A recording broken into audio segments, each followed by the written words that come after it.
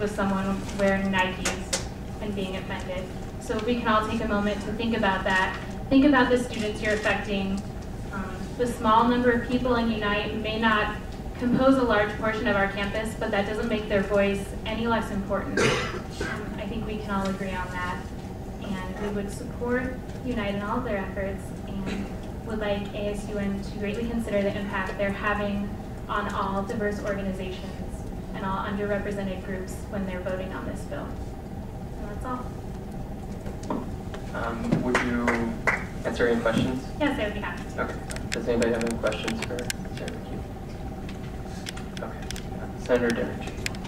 Sir, could you elaborate possibly on why you don't believe you have a voice on campus? Is it just due to population? I would say it's mainly due to population. It's very hard to be from an ethnic minority on this campus, not because UNL isn't accepting of diversity, but just because the numbers are smaller. It's harder to have a representative in ASUN and things like that if you don't have as many people supporting the same beliefs that you have. Unite has 10 members, MASA has maybe around 50. I'm not sure for the numbers on EPU, but as far as having a voice, you need to gain support in favor of things like a diversity bill.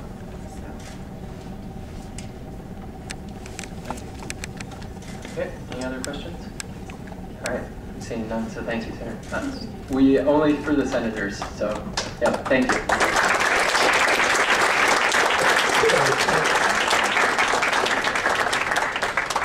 Mike Dunn is the next person on our speaker list. As he's getting ready, I would let you know that we will likely have some time left over if anybody else wishes to speak on this issue. I'll just take those people after he's done. So, Mike, you're with Progressive Student Coalition. You have the floor. Thank you. Hi, I'm the co-chair of Progressive Student Coalition. My name is Mike Dunn. And from what I can gather, a major part of the meeting tonight is going to be deciding between Bill 13, presented by President Collins, and Bill 15 from Senator Shahani. The primary difference between the bills seems to me to be that one actively challenges intolerance, which is something that ASUN promised to do in their diversity plan, which was passed by the Senate in Bill 11, sorry, and they must take an active role in fighting discrimination. I would like ASUN to make no mistake, and the incident that happened on that football game was hate speech. Hate speech is speech that is disparaging to a person or group of people based on their social or ethnic group. ASUN must take an active, not passive role in fighting hate speech, racism, and discrimination as a whole. It can't sweep this incident under the rug as Bill 13 would do, because that would be taking a passive role. That would be solving the problem and not telling the students that you can't do things like this, whether or not there's a bill on the record saying so. Thank you, Mike. Will you answer questions? Sure. Yeah, are there any questions for Senator Mike Dunn? Any questions? Okay, thank you.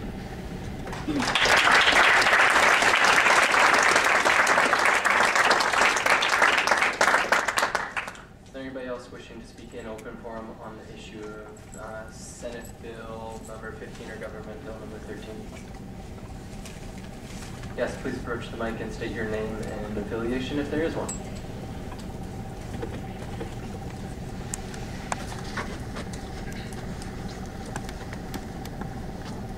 Hi, I'm Andrew Rowalt, no affiliation.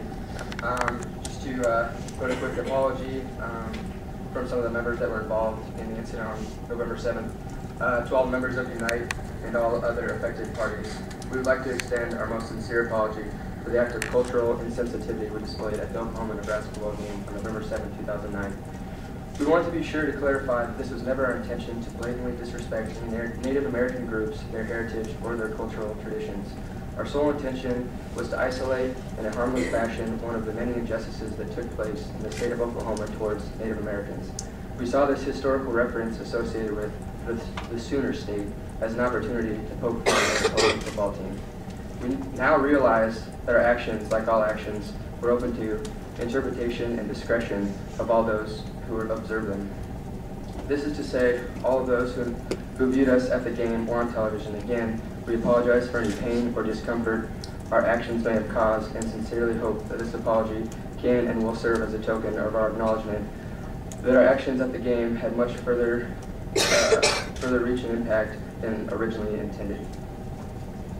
So, just wanted to give you a formal apology for, we mainly were just doing it out of fun, and we weren't really trying to poke fun at anybody. It was just a football game, and we realized afterwards that that was not the right way to approach being creative at a football game. So, just want to apologize. Okay. Thank you very much.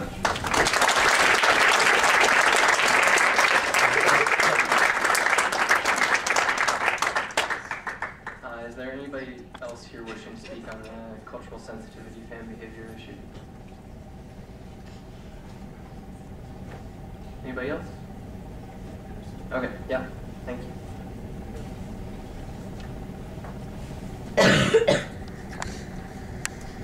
Yeah, my name is Myron Long. I am a member of the Wallace tribe. I live here in Lincoln for the past, 35 years or so.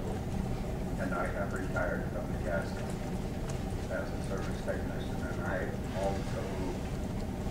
I have been on the board for the Lincoln Indian Center for the past 6 years. And I've sort of term limited out, the past years.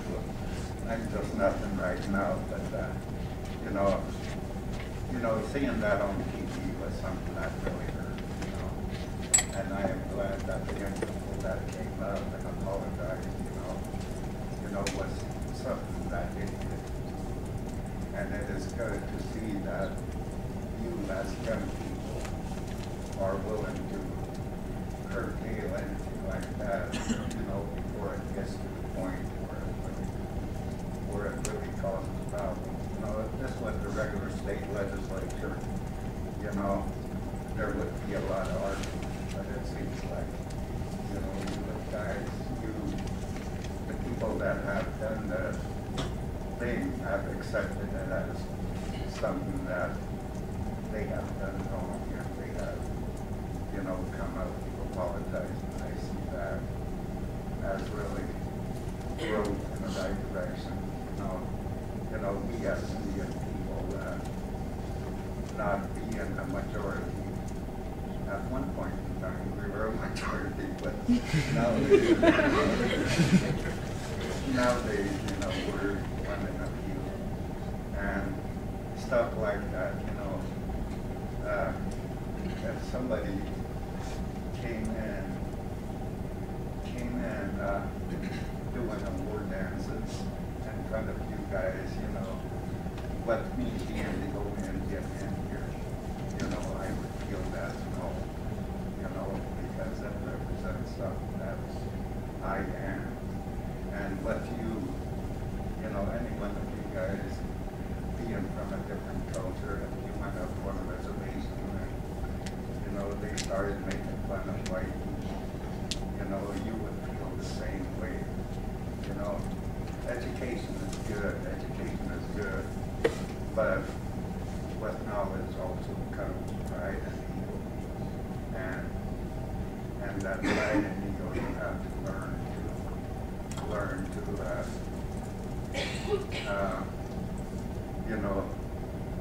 learn to balance it with compassion and humility, because that's the only way, this world will ever survive.